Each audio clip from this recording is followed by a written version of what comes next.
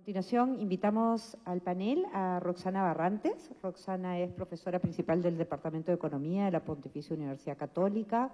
Tiene una amplia experiencia en organismos reguladores, ha participado en distintas instancias, en el Ministerio de Transportes, en fin, y además es directora del Banco Central de Reserva. Roxana, bienvenida. Invitamos también a pasar a Vivian Modak Canobra. Vivian es ingeniera civil matemática, directora y consejera nacional de la Cámara Chilena de la Construcción, y es consejera del Consejo de Políticas de Infraestructura y gerente de proyectos de Aerotren.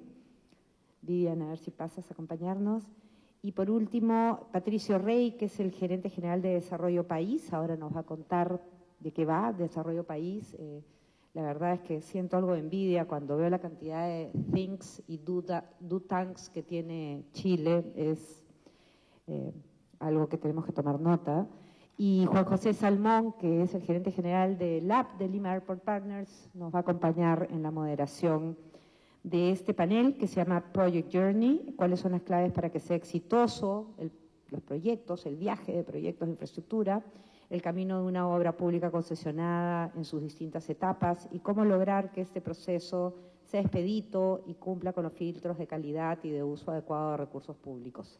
Buenos días a todos. Vivian, Roxana, Patricio, gracias por estar acá con nosotros y compartir algunas ideas respecto de este tema tan importante como es las APPs y la infraestructura en general. Entonces, si podemos comenzar contigo, Vivian. ¿Cómo piensas que la institucionalidad pública aporta a la buena marcha del proyecto o de un proyecto? ¿Y cómo asegurar a su vez que los usos, los recursos públicos en las APPs puedan finalmente cumplir su objetivo? ¿Cómo se está viendo esto en Chile? Bueno, primero que todo, ¿se escucha bien? ¿Sí? Muchas gracias por la invitación. Yo creo que es fundamental la participación del mundo público y del mundo privado para realmente llegar a ofrecer los servicios que la infraestructura pública. Es fundamental la forma como internamente se coordinan las distintas instituciones del Estado. Yo creo que eso es muy importante, tener primero una visión de futuro, de cuál es el plan, como decía Carlos, qué es lo que queremos para nuestro país, en qué ámbito nos queremos desarrollar, porque la verdad, y quiero recordar nuevamente, que no es la infraestructura pública por sí, sino que es por el servicio público que quiere ofrecer, y por lo tanto tenemos que ver dónde están los déficits y a dónde definir a dónde queremos llevar, cuáles son los servicios que queremos proveer, con qué nivel lo queremos hacer y cómo vamos a financiar, y no solo financiar la etapa de construcción de las infraestructuras públicas, sino que también cómo vamos a financiar la operación y el mantenimiento y la explotación de esa infraestructura pública para ofrecer adecuadamente el servicio. Entonces, es fundamental tener un mundo público que converse coordinadamente y con una misma mirada respecto de lo que se quiere. ¿Y a qué me refiero con esto? Es que en realidad para la provisión de infraestructura pública nosotros en Chile a través de la Asociación Público-Privada está permitido básicamente a través del Ministerio de Obras Públicas y la Dirección General de Concesiones, que es la que se encarga de todos estos grandes planes de infraestructura asociados a vialidad, aeropuertos, hospitales, y esperamos que se vayan incorporando nuevas áreas. Bueno, aquí después nos va a hablar también Patricio de eso. Y si bien hay una sola entidad que está dedicada a eso, cada proyecto hace que el Estado tenga que interactuar con muchas otras institucionalidades, Ministerio de Obras Públicas, Ministerio de Desarrollo Social, Ministerio de Economía, y por lo tanto la coordinación y la mirada común de las distintas instancias del Estado es fundamental, creo yo. Y luego tenemos una entidad que es sumamente relevante, que es Contraloría, que hoy día también es la encargada, o siempre ha sido en realidad la encargada de supervisar el buen uso de los dineros por parte del Estado. Y yo creo que ahí también hay un doble clic que hacer, porque en realidad la Contraloría debería dedicarse justamente a asegurar que los dineros del Estado sean ocupados de manera consistente con la planificación institucional que sean ocupados adecuada y oportunamente. Sin embargo, hoy día también tenemos un problema en que en muchos casos la Contraloría no solamente regula aquello o se preocupa de aquello, sino que también hace una mirada técnica de los proyectos.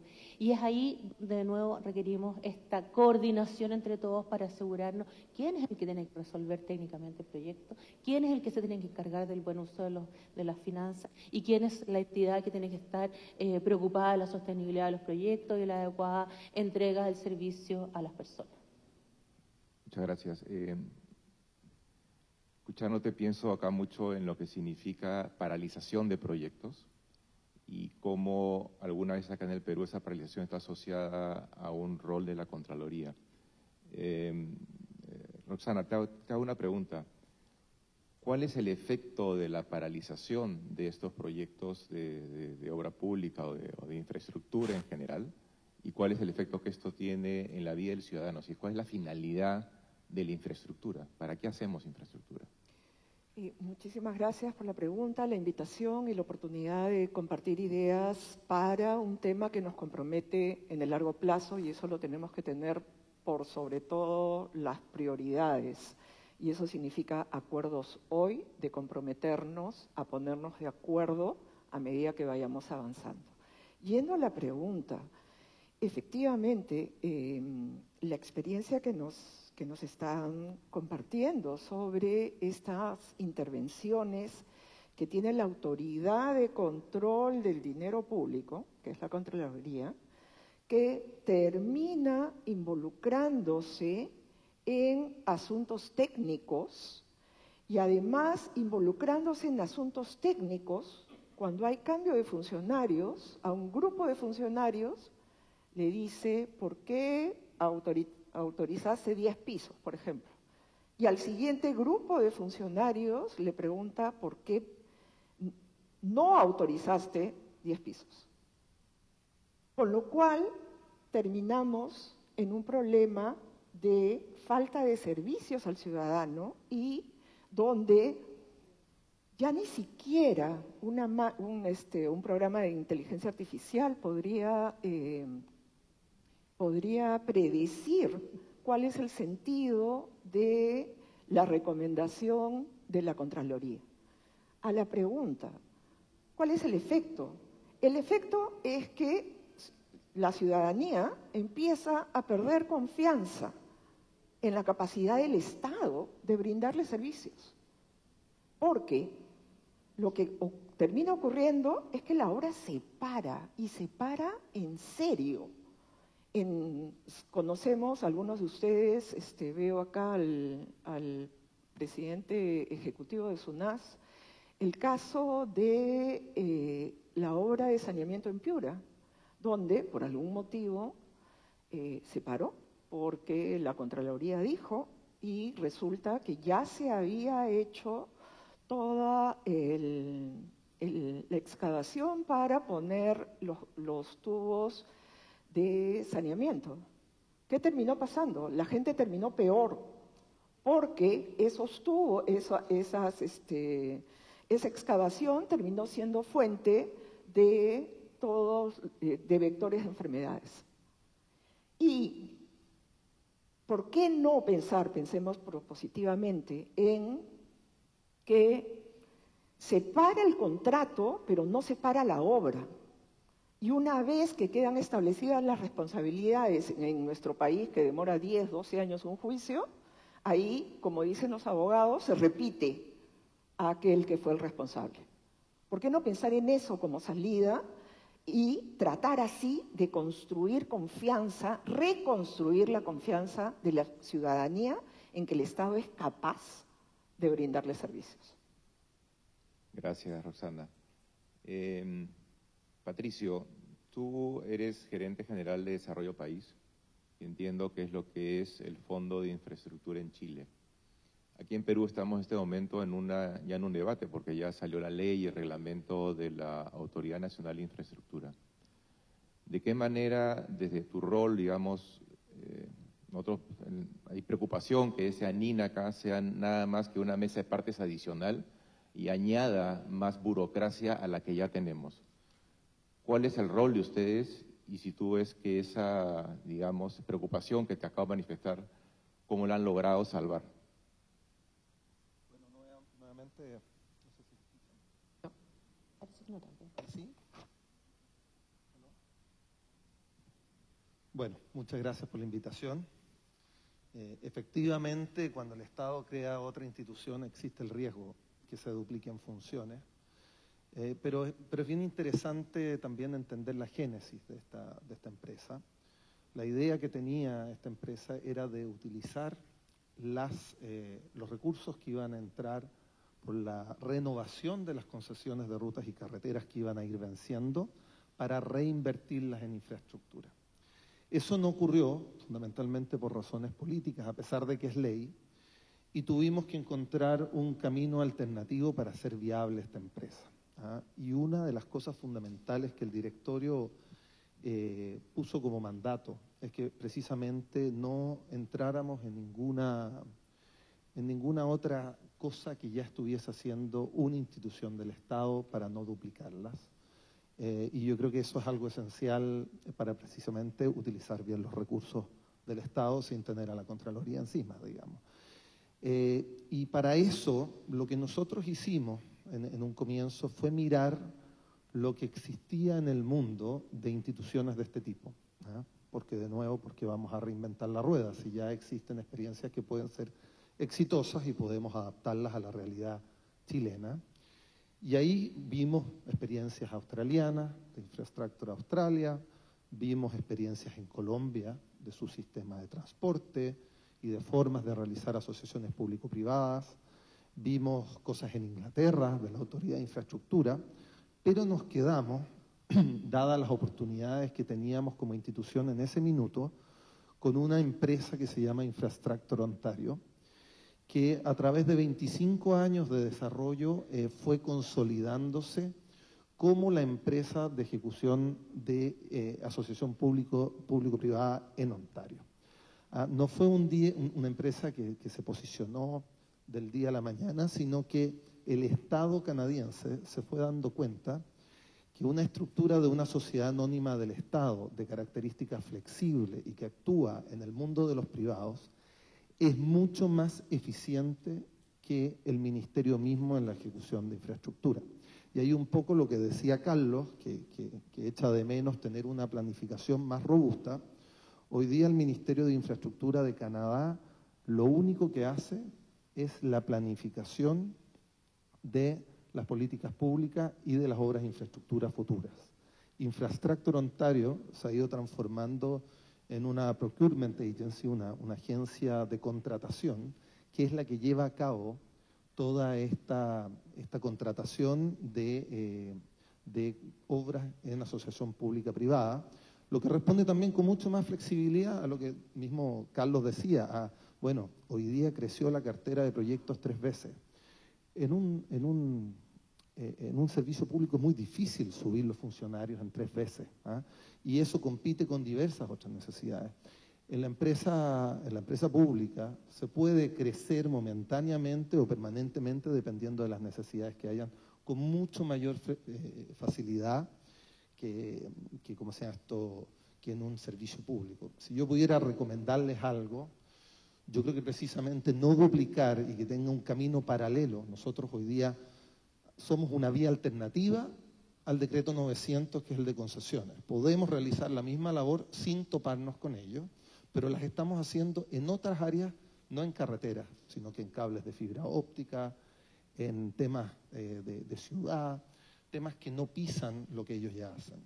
Después, también tú tienes que pensar en algo muy flexible, pero que también pueda responder a los requerimientos de la Contraloría y de todos los entes fiscalizadores. Nuestra empresa responde a la Contraloría, responde a la CMF, que es una especie de SEC americana para las empresas listadas en bolsa, por lo tanto tenemos que informar hechos esenciales y publicar nuestros estados financieros con los mismos requerimientos de ellos.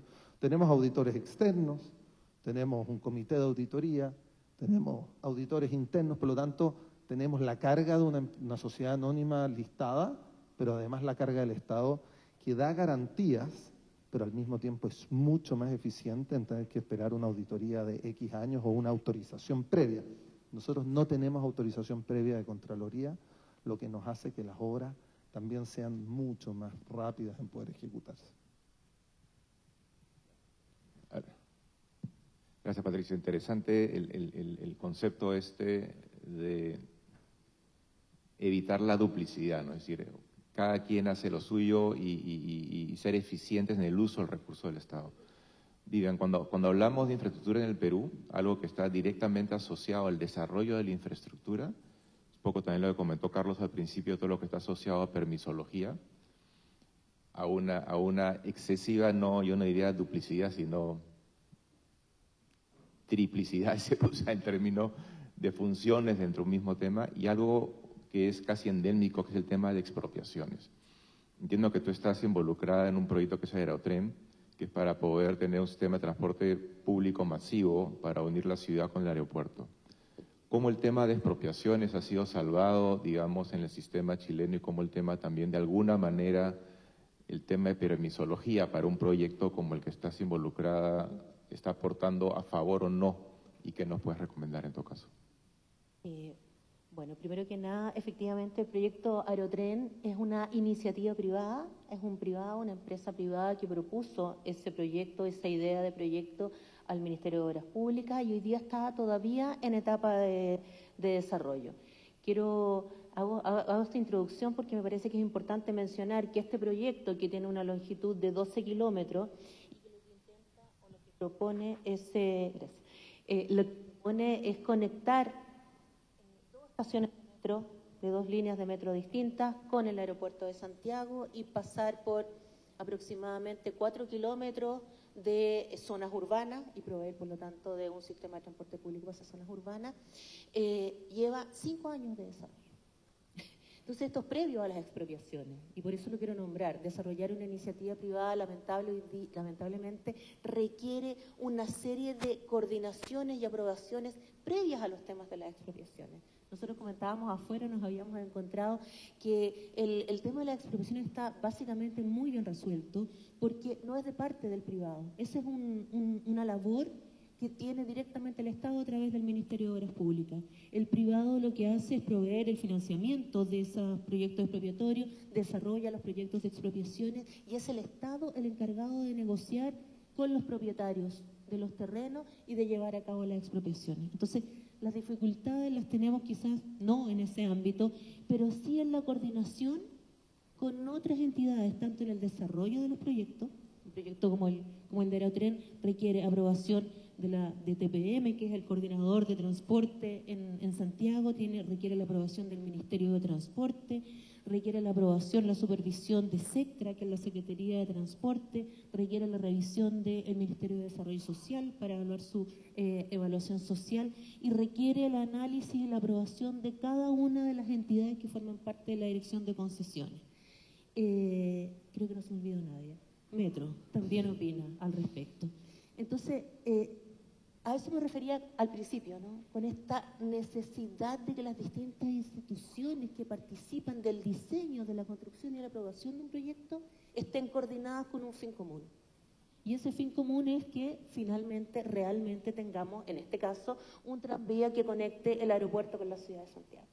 Y es ahí donde yo creo que tenemos que ir abordando mecanismos de solución. A mí me encanta escuchar lo que dice Patricio, porque de verdad que si fuésemos una empresa del Estado, probablemente muchas de estas coordinaciones habrían sido resueltas de mucha mejor manera.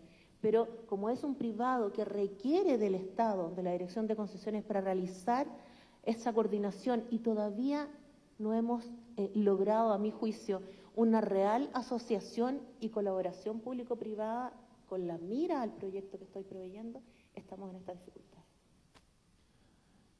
Gracias. Sumamente, digamos, retador lo que es siempre el tema de coordinación entre el privado y el sector público, pero Roxana, desde el punto de vista del propio sector público, ¿cómo lograr que tenga una visión holística de todos los proyectos? ¿Cómo lograr que tenga mapeado qué es lo que está ocurriendo a nivel de infraestructura? Y cómo evitar que ocurra este nivel de casi interferencia entre distintos proyectos del sector público, porque no hay esa visión macro. O sea, creo que lo que nos falta acá, tenemos un Plan Nacional de Infraestructura que está ahí en el cajón de alguien, pero cómo darle vida y darle ritmo, cómo hacer que vean que una cosa puede interferir con la otra, ¿cómo hacerlo? ¿Qué nos propones? Que baile zamacueca y no baile vals vienés, ¿no? Es un reto, efectivamente, creo que esa es la primera parte de una respuesta. La otra parte de una respuesta es una que uno no solemos ver, que tiene que ver con construir un servicio civil donde los funcionarios no dependan de una orden de servicio.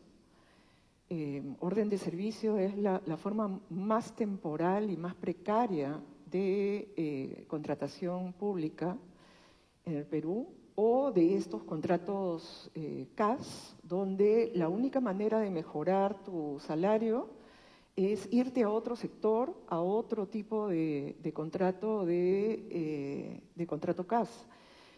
Con un servicio civil podemos pensar en una línea de carrera, ¿no? Así como la tenemos en el servicio diplomático, como la tenemos en el Banco Central de Reserva del Perú.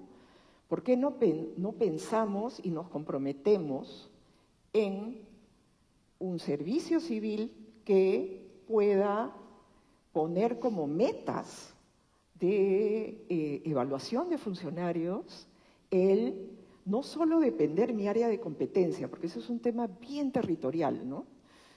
Defiendo mi área de competencia y yo me preocupo de esto que dice mi ley que me tengo que preocupar, ¿no? Dejar esa visión territorial a una visión, ciudadanos necesitan un transporte público eficiente y medirlo por la capacidad de las ciudadanas y ciudadanos de disfrutar de esos servicios. Esa es una idea que podemos ir,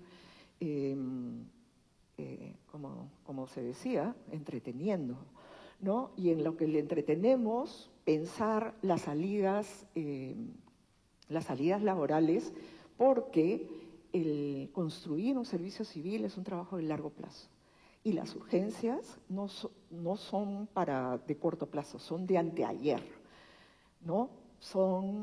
Ya se pasó nuestra construcción de confianza, y vuelvo al primer punto, reconstruir la confianza de la ciudadanía en que su Estado, su representación, puede darle servicios, ayudándose con el sector privado.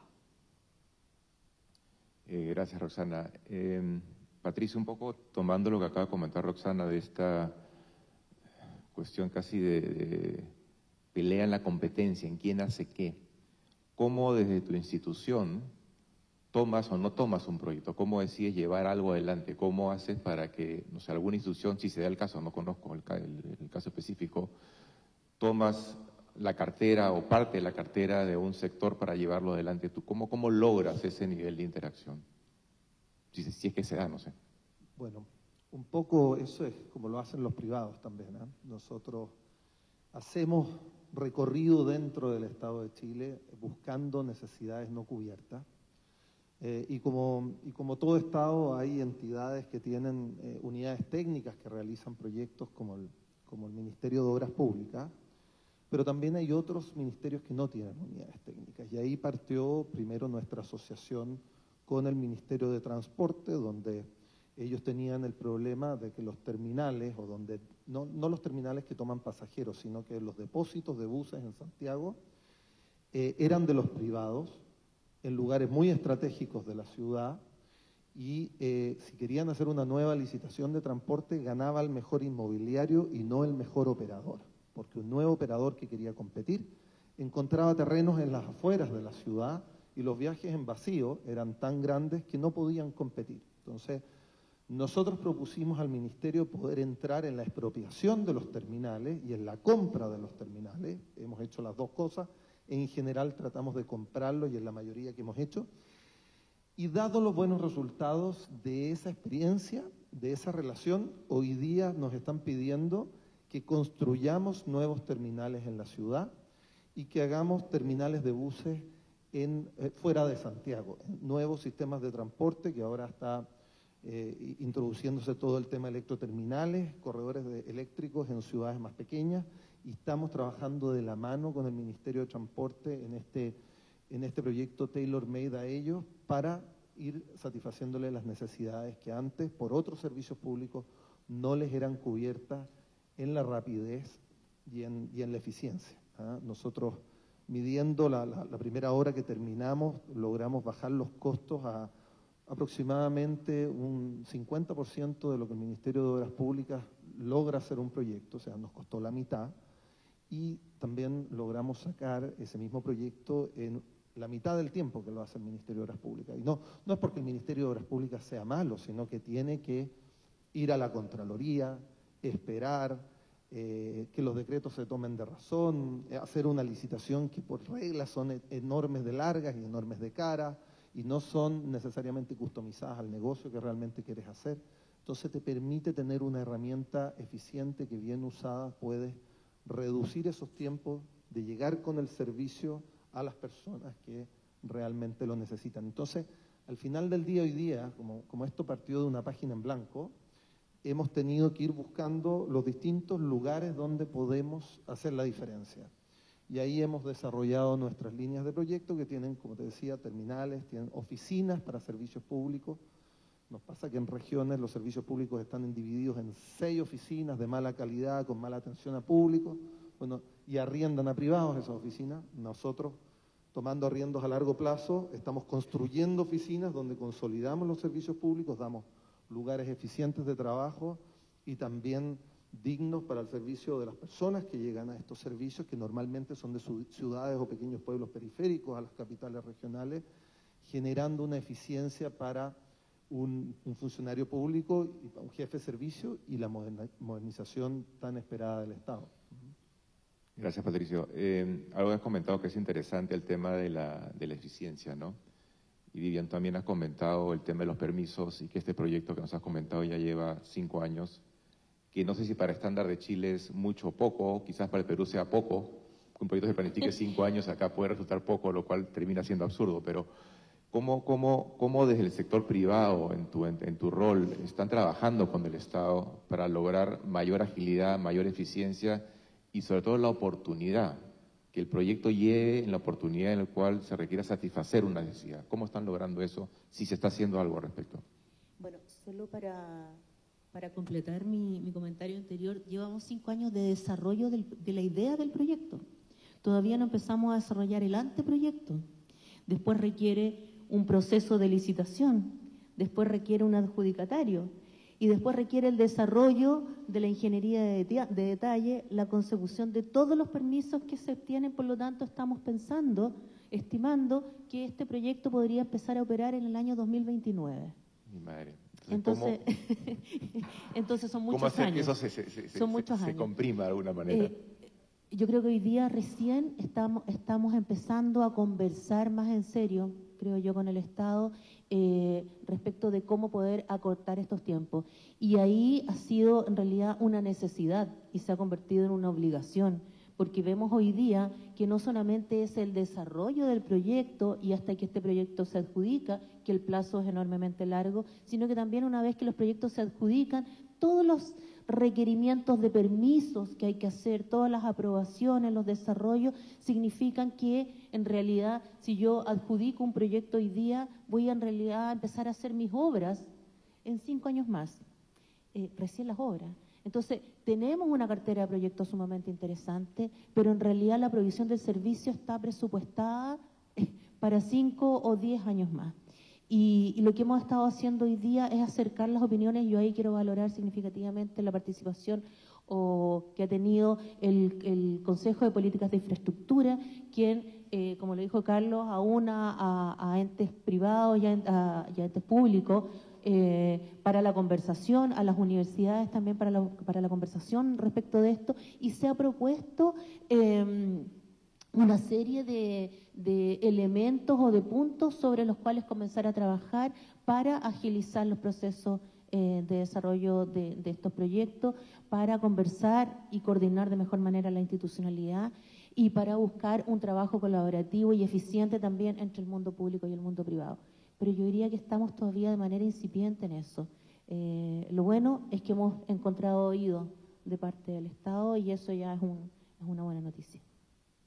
Gracias, Vivian. ¿Qué te puedo decir? Acá también la marcha del proyecto, desde su conceptualización hasta la ejecución y la puesta en marcha, creo que nadie podría poner un tiempo específico porque termina siendo muy incierto. Y Roxana, escuchando un poco la presentación de Carlos, algo que me pareció admirable de no me acuerdo la institución cómo se llama, es un think tank, en el cual participan expresidentes, lo cual le da cierta continuidad y cierto nivel de influencia, entiendo, importante, y desde el punto de vista de gobernabilidad.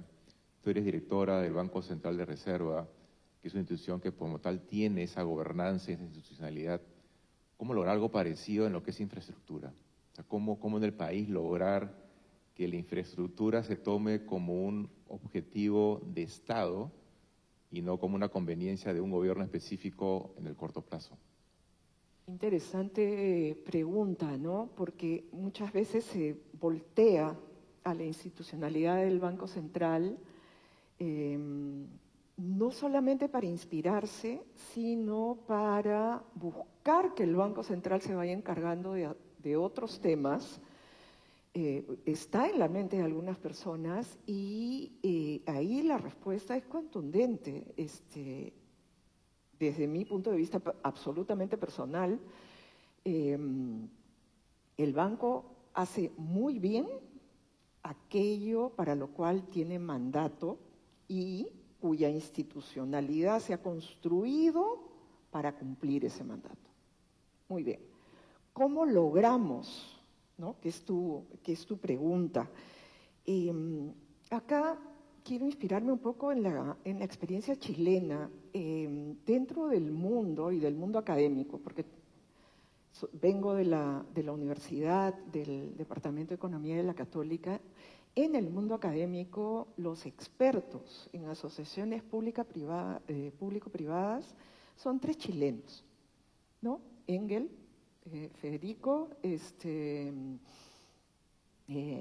Ronald Fisher y Alexander Galetovich, al que se ha sumado Campos recientemente en las publicaciones en las revistas de mayor prestigio a nivel internacional. Engel, cuando dejó de trabajar en la Universidad de Yale, regresó a Chile a presidir un consejo anticorrupción liderado que fue convocado por la presidenta Bachelet y que dio un conjunto de recomendaciones, y además muy recientemente ha publicado, es coautor con Fisher, Galetovich, Campos, de un estudio que mide la mejor medición académica de cuánto han perdido los países por la corrupción de Odebrecht. Entonces, ¿a qué va este comentario, ese compartir información académica? A que necesitamos un liderazgo al más alto nivel y del mayor prestigio posible.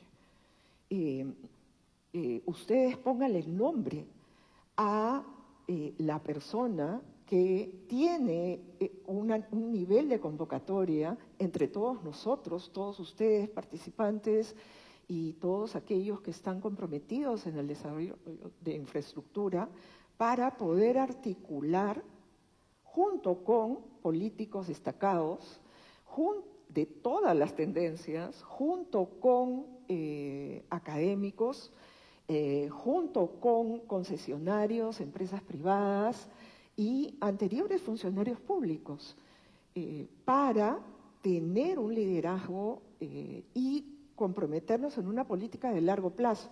No podemos confiar en nuestro acuerdo nacional, que necesita un ayornamiento, para decirlo en palabras extranjeras, que suelen ser las que nos ayudan cuando nos faltan las palabras en nuestro idioma. Ese liderazgo necesitamos empujarlo demandarlo y pensarlo a metas de largo plazo para que nuestros nietos, si no nuestros hijos, puedan vivir mejor.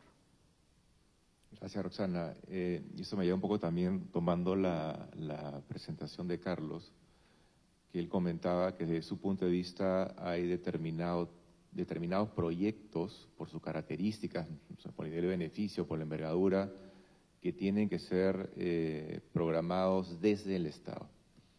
Acá lo que estamos viviendo es que si bien reconocemos que en el Estado hay funcionarios públicos muy buenos y muy valiosos, están bajo presión por el tema de la Contraloría, que todos conocemos, ¿correcto? Pero también como el privado, ante esa situación que las cosas no caminan, estamos constantemente comentando que se nombre un PMO, que un PMO maneje esto o lo otro.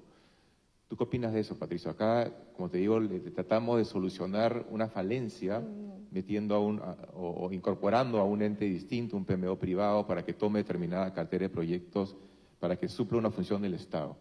En el caso de ustedes, ¿cómo una vez más, cómo se articula? Es decir, el Estado termina siendo tan competente que lo puede hacer todo, hay partes de esa planificación que lo pasa a un privado. ¿Cómo funciona? Bueno, yo creo que ahí tenemos un poco el mismo problema que tienen ustedes, porque hoy día el MOP tiene a los inspectores fiscales, que es una especie de PMO que va supervisando como un hito y como un PMO la ejecución de la obra y va llegando a acuerdos con el concesionario cuando hay problemas. Pero ese inspector fiscal también está sujeto a la Contraloría y sus decisiones son también sujetas a poder ser fiscalizadas y muchas veces con poco criterio, poco sentido común, porque es parte de lo que estamos hablando. Si las Contralorías tuvieran todo el sentido común del mundo y fueran rápidas en su definición, esto sería bastante más simple de resolver. Ellos externalizan servicios en privados, en empresas de ingeniería, y eso lo hacen continuamente, pero no por eso ese rol es mejor ejecutado. Yo creo que ahí hay un tema institucional de cómo poder dotarle de la independencia y al mismo tiempo de la debida supervisión, sin que el personaje esté asustado todo el tiempo de que les vaya a caer las penas del infierno y que tenga que responder con un juicio de cuentas, que responde con su patrimonio propio ante esto. Y eso tiene diversas repercusiones. En las obras públicas directas, muchas veces los inspectores no quieren entregarle las boletas de garantía a las empresas una vez que la obra ya está terminada, por si acaso pudiesen llegar reclamos de la Contraloría futura. Entonces hay boletas de garantía que se mantienen 3 años después de la obra terminada, haciendo que todo el sistema sea más caro, más difícil de financiar y pierda ese sentido común que tiene que tener para que tenga esa utilidad. Entonces, es un tema a discutir y a resolver porque lamentablemente el funcionario público, que además tiene un sueldo que no se condice con el riesgo que está corriendo, también necesita protegerse. Sí, efectivamente, acá también tenemos temas similares con el tema de las boletas de garantía y algunos otros más también asociados con ese temor del funcionario público en dar por culminada una obra y darle finalmente el visto bueno, ¿no? Vivian, tú como, digamos, desde el sector privado y con la experiencia que tienes en el sector de infraestructura, ¿qué cambiarías del sistema de Chile? Uy, qué difícil pregunta. Yo más que cambiar fundacionalmente el sistema, a mí me parece que lo que corresponde hoy en día es empoderar este trabajo colaborativo entre el mundo público y el privado. Al inicio de las concesiones en Chile, el Estado y el privado trabajaron en conjunto para generar la cartera de proyectos que había que hacer, para generar los modelos de negocio que permitieran que la infraestructura que se requería pudiese implementarse y que también hubiesen privados interesados en acometer esos proyectos con el riesgo que significaba no conocer el sistema. Y yo creo que hoy día, casi 30 años después, hemos perdido esa mirada común.